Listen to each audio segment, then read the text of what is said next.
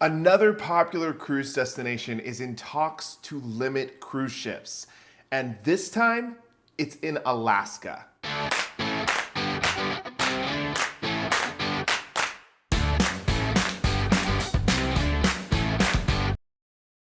Hey everyone, what is up? My name is Jordan and this is JJ Cruise. Thank you so much for joining us in the video today. I am coming to you all the way from sunny Florida. We are down here after a cruise and my brother is getting married, so we're enjoying some of the sun before that wonderful event. But there is some interesting cruise news coming out today, and we had to talk about it because this is all about Alaska, one of the most popular cruise destinations for 2023. Before we get into this, I do just want to invite you to subscribe to the channel. We are growing every day. We are days and days away from 50,000 subscribers. And while you're hitting that subscribe button, please also hit the thumbs up. Come and be a part of the first 50,000 JJ crew. It's no secret that the cruise industry has been on the forefront of the news lately, especially within the last several years.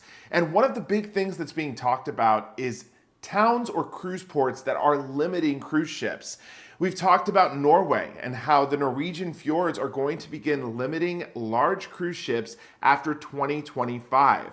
There's other places such as Bar Harbor, Maine, Barcelona, Spain, and of course, Venice that have also begun the process of limiting cruise ships or moving their cruise ports so they're not directly in the city center.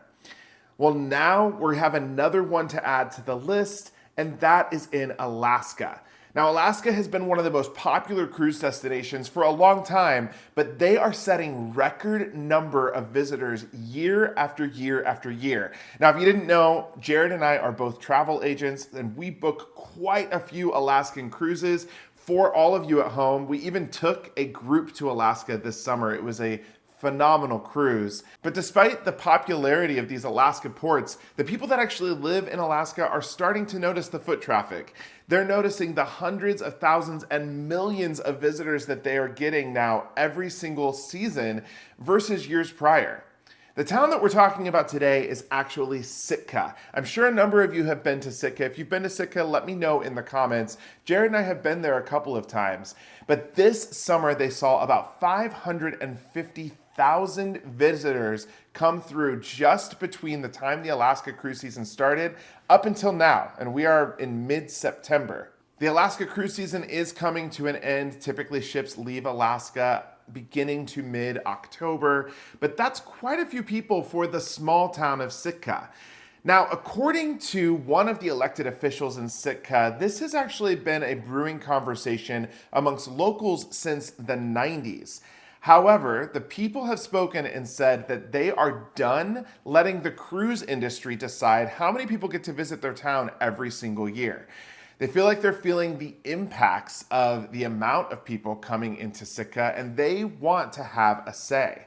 So they're going to have a vote this winter that's going to be all about limiting cruise ships into the port of Sitka. They want to see less ships come in, and they want to see less people visiting the town year over year, not more. There's a number of things that come to mind, but the economy is number one. These small ports in southern Alaska definitely depend on tourism to keep going. And places like Sitka, Skagway, even Juneau have a number of vendors that will come up to Alaska for the summer season, open up their doors, and rely on heavy foot traffic and those people getting off the ships to purchase goods. To play devil's advocate, on the other side of the argument, we recently went to Bar Harbor, Maine on a cruise. This is another city where the people have spoken and said they want to see cruise ships and foot traffic limited during cruise season. And I will say this, there were a lot of people in port that day.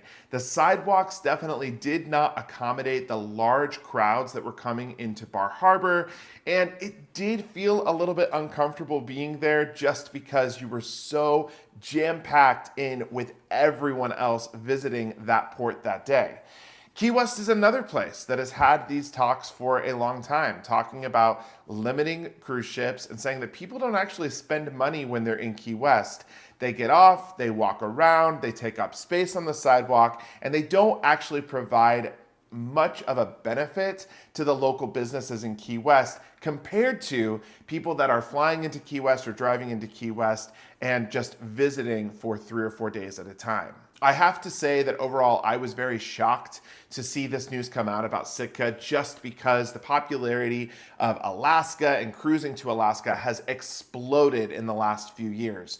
From a travel agent perspective, we hear about how there's record numbers of people visiting Alaska year over year and how good it is for the state of Alaska. But while it may be good from a financial or money perspective, it doesn't mean that everyone is happy. So now let me ask you, have you ever been to Sitka, Alaska on a cruise? Have you visited this small town? I know that the movie The Proposal was based there and some of the filming was actually done there. So for many people that live in North America, that's their frame of reference for this small town. But if you have been there, what do you think? Are you mad? Would you be upset if you saw Sitka suddenly disappear from your cruise itinerary in 2024? Or do you think that this is fair? Do you think that the people should have a say in how many people visit their small town per year?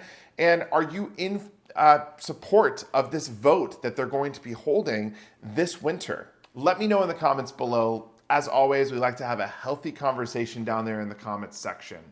Thank you so much for watching today. On your way out, don't forget to hit the subscribe button, hit that like button, and until next time, see ya.